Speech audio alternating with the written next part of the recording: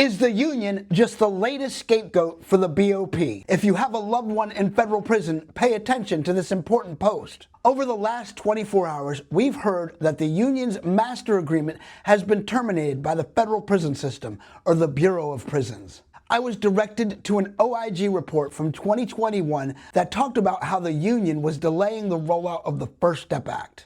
The fact remains that there are thousands of inmates in federal prison that are past their conditional release dates, even though Josh Smith, Rick Stover, and Billy Marshall have said that their FSA and SCA should be stacked and they should be eligible to go home on their statutory maximum home confinement eligibility date. On Thursday evening, I spoke with BOP officials who explained to me that the union had been a hindrance to FSA rollout and to inmates staying in prison. So if that's the case, then the inmates should start rolling out of federal prison soon.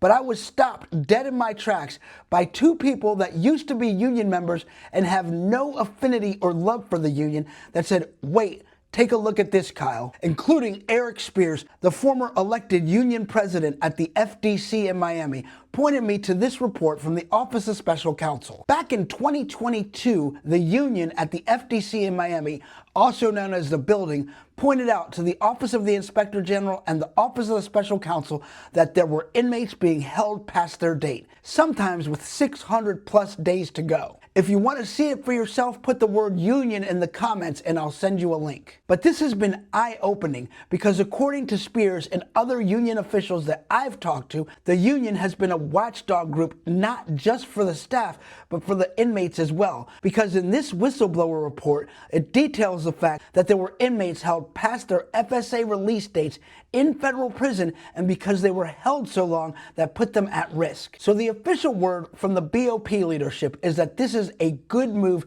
for inmates and for staff, and that we will see some movement. However, if you go back with me through our timeline, you know that back in May they were saying inmates were going to go. Then in June, then in July, and then after the administration visited all these different prisons. So is it the union or not? Was the union the scapegoat? And then who's watching? The staff and the inmates with the union out of the picture? Sound off in the comments. And if you like that report, put the word union in the comments and I'll gladly send you a link. At federalprisontips.com, we help the justice impacted navigate the federal prison system from indictment to reentry and everywhere in between. If you or a loved one is in federal prison or facing federal prison, like, share, and subscribe.